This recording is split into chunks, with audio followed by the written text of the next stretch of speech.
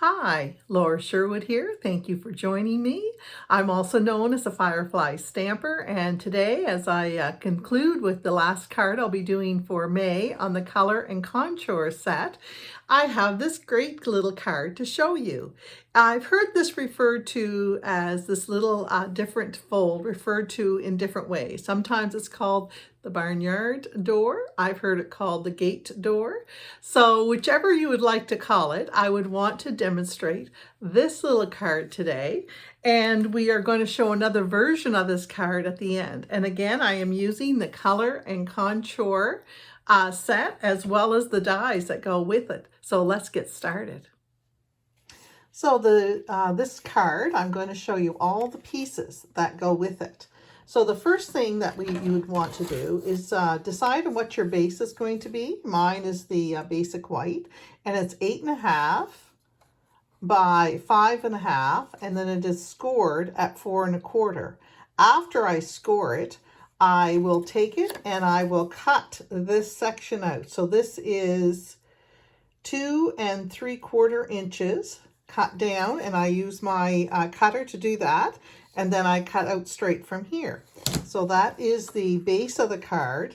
Then I have used the Color and Contour, the dies that go with it.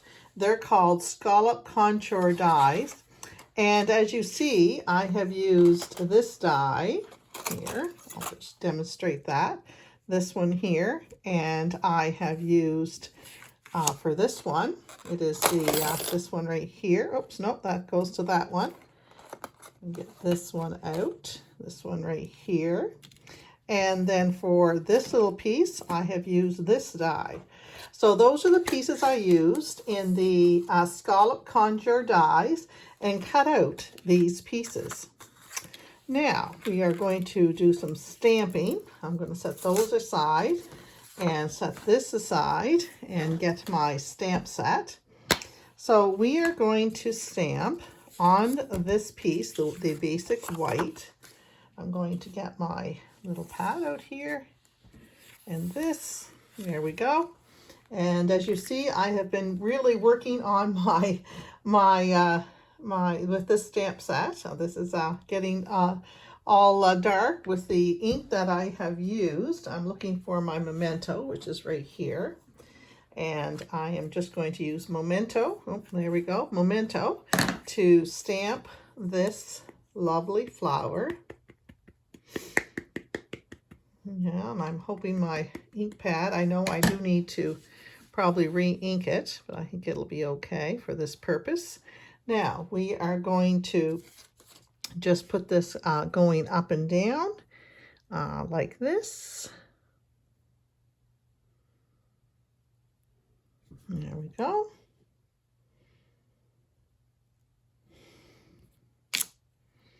And there's that lovely stamped. And then I am going to go from there, and I am going to actually use another stamp, and I'm using Fresh Freesia, and I am going to stamp my flower here, and I'm just looking for my flower. So these come together and they're all together. So I'm just going to clean off the previous stamp that I just finished.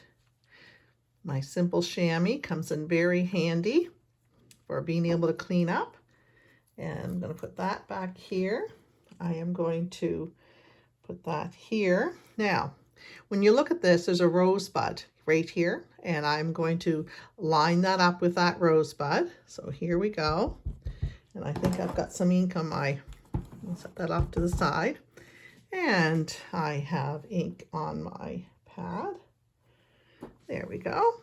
Now we'll try to, and again, this particular stamp set isn't meant to match perfectly. So we're just going to do this. There we go. And that is what is simple as that. So I'm going to clean that up, put my stamp away, and we're good to go here for the moment. And I'm going to actually use my blends here. This is in the Soft Succulent, and I'm just going to put a little bit of color onto the leaves. And I'm not even worried about leaving some white in here. And I am going to actually just add a little bit color to the stem. And it's meant to be very free flowing. And there you go. And if you want to, you can go back with the dark soft succulent and make sure I've got the right end. And you can add in a little dash of color if you want to. So whatever you're comfortable with. And so there you go. So there's a little bit of extra color on that. And that one is done. So we are now going to take our card base. We are going to put the, now we've got two pieces here. We've got a piece that goes on the inside like this. There we go. And the trick is another one of these cut out, and then it's a half piece and it goes right here. So I'm going to glue those on, and you'll see how fast this little card comes together. So we're going to do this. And as you see, the other side, reverse side of this paper is so pretty. I love it's the hand pinned DSP, and it is gorgeous. I can see that there will be lots of uses. So I am going to, I think I might put this one on first. So I'll put some glue, or you can use your Stampin' Seal running tape on it as well, whichever you want to do. And there's my glue. And I'm going to put this on the inside, and I'll show you why I'm doing it this way. So we take this, I'm going to line it up. And as I do this, I realize that we've got some pieces that need poked through. I'm going to do that as well. Should have done that beforehand. Hindsight's always 20/20, right? Isn't that what the saying goes? So I'm going to take these off, these little pieces. And there we go. And now, oh, and there's some more. And you're probably watching this video saying, you have more that you need to poke out. And there we go. And we're going to do that. You should do that beforehand. If you haven't, there we go. Let's try that. So now I'm going to put this on the inside. Now, the reason that I put that on the inside first and then put this one on is just so I can match up it looks like it's one piece. So you come right up to the edge, you line it up, and there you go. It's as simple as that. Now, the next piece you're going to put on is your soft succulent, and I'm just going to put that on right here. And again, I just want glue from here down, or the runner tape, whichever is easier for you. So I am going to put this here like this, and there's my mark right here. So I'm going to use that line as my base of how far to put my Stampin' Seal. So we're going to go here.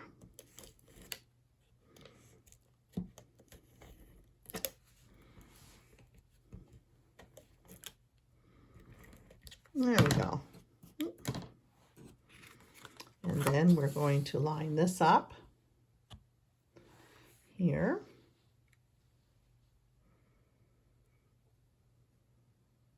There.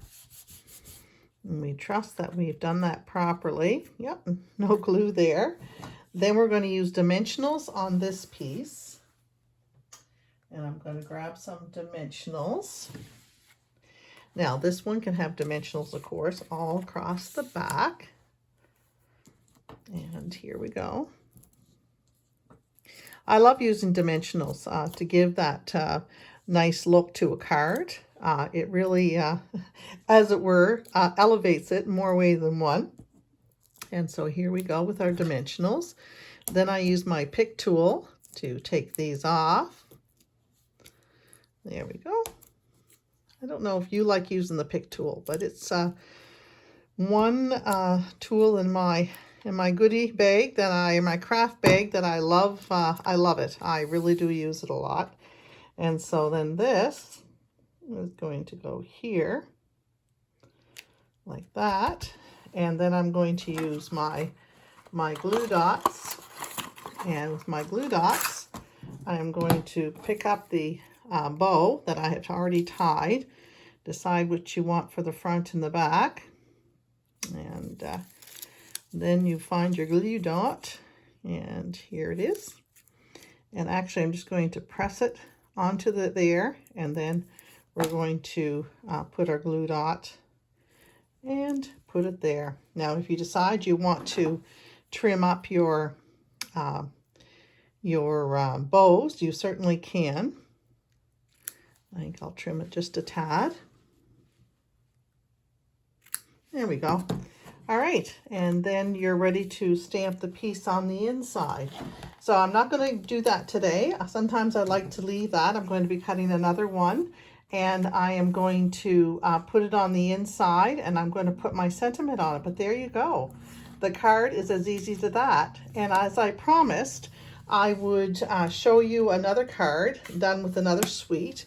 And this is with the Handsomely Suited.